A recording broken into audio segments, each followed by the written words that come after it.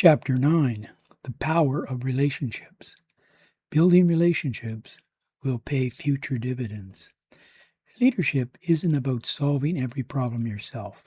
It's about building the relationships so others can solve problems with you.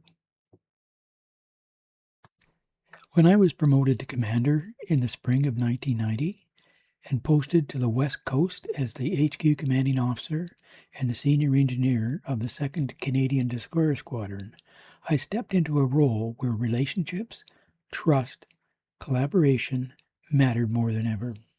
The world was shifting, and Canada's Navy was about to be tested in ways we had never seen in decades. Technical knowledge still mattered, but I was about to discover that something mattered even more: trust. We've come to another Krampus signpost. This one reads, "The strongest teams are built on trust." Now back to the chapter. A world on edge. The Persian Gulf War erupted with Iraq's overnight invasion of Kuwait on 12 August 1990. Within days, President George Bush and Prime Minister Margaret Thatcher were assembling a coalition of nations determined to stop further aggression and restore Kuwait's sovereignty. Backed by UN Security Council resolution, Operation Desert Storm took shape. Canada joined that coalition. We committed ships, aircraft, and for the first time, women in combat roles. It was a moment of profound change for our military, and a moment that demanded unity, clarity, and leadership grounded in relationships. An East Coast squadron was first deployed. Our West Coast squadron was tasked to relieve them in January 1991. To be ready, we had a lot of work to do. Overcoming technical challenges through collaboration.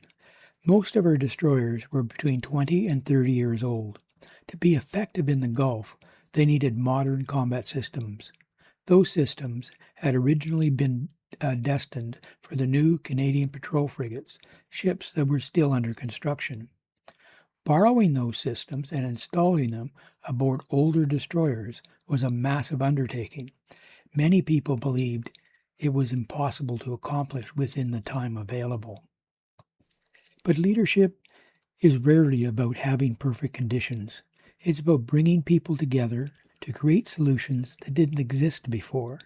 The technical challenges were real, but the relationships we built across contractors, engineers, ship's crews, and commanding officers made the impossible achievable.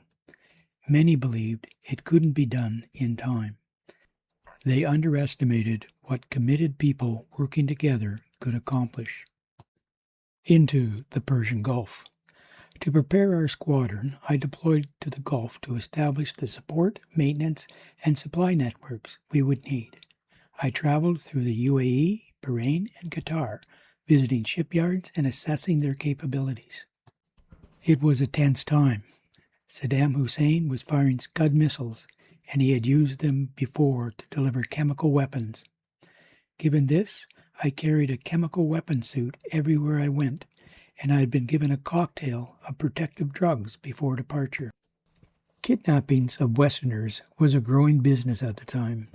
Traveling alone in civilian clothes with a green Canadian government passport, ironically, was a beacon for kidnappers seeking high-value targets. That forced me to rely heavily on situational awareness, diplomacy, and the relationships I had built on the ground. Those efforts were recognized, including a rare early promotion recommendation from Admiral Summers. But more importantly, they reinforced a truth I carried throughout my career. Relationships are the foundation of operational success. Commanding Officer, CPF Detachment. After 2 demanding years as the senior engineer of a squadron of ships, I was selected to establish and lead the West Coast Detachment for the Canadian Patrol Frigate Program. This was a $10 billion modernization effort that would define the future of Canada's Navy. My job was to receive each ship from the East Coast shipyard, resolve outstanding construction and warranty issues, conduct full combat and marine systems trials, and deliver each ship ready for operational duty. The work was complex, the stakes were high, and the relationships were everything. The challenge of herding cats. Coordinating the efforts of dozens of stakeholders, each with competing priorities, was a little like herding cats on a rolling deck. 5 major systems contractors wanted sign-off on their installations. The Admiral staff wanted ships available for public relation tours. Engineers needed controlled environments. Crews needed training time. Everyone had a preference. Everyone had a hidden agenda. My solution was simple, but not necessarily easy. Every Friday, I brought everyone into one room: contractors, engineers, naval officers, project managers, 50, sometimes 60 people with different agendas and different priorities, but they shared one common objective: getting the ships ready. This brings us to another Grampus signpost. This one says, "Never underestimate the value of consensus building."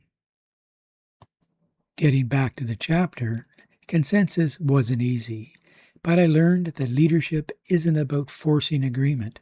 It's about creating an environment where agreement becomes possible. The weight of responsibility. The consequences of mistakes were enormous. A single mistake could cost lives. Shortly after I left the detachment, a technician installed the wrong attenuators during a test of HMCS Winnipeg's illumination rocket launcher. The rocket fired while the ship was still in harbor. It flew 4 miles and struck a building in Victoria. Miraculously, no one was hurt. Incidents like that underscore the serious nature of our work. For 4 years, I worked 10 to 12 hours a day, often 7 days a week. The responsibility was relentless, but the mission and the people made it meaningful. A leadership lesson that endures. By the time I completed my role with the Canadian Patrol Frigate Detachment, I knew I was ready for a new chapter. The work had been demanding, exhilarating, and transformative. It taught me one of the most important lessons of my career. Leadership isn't defined by the problems you solved. It's defined by the people you empower, the relationships you build, and the trust you earn along the way. Those relationships carried us through uncertainty, technical challenges, and operational pressure. Ultimately, they shaped the leader I became. Looking back, I don't remember every technical problem we solved. I remember the people, the trust we built, the relationships we formed, the confidence we gave one another.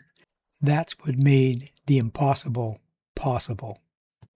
Let's take a minute to reflect on this chapter. I've come to believe that relationships are one of the most valuable assets we build during a lifetime. But there's an important distinction. Don't build a relationship because you think someone might help you someday. Build a relationship because people deserve kindness, respect, honesty. If you do that, something remarkable happens. You build trust. And trust is like money in the bank. You build it slowly, one conversation at a time, one promise kept, one act of honesty at a time. Then one day, when life becomes difficult, you discover just how valuable those deposits have become. In closing this chapter, I would like to say that for more than 2 decades, I'd built a career in the Canadian Navy. I'd become an engineer, a leader, a commander, and I had helped build some remarkable relationships along the way. But I was approaching another roadblock. This one wasn't caused by a technical failure, or a military operation, or a difficult engineering problem. It was something much more personal. I was about to discover that sometimes the greatest challenge in life is deciding what comes next, and that would require me to reinvent myself.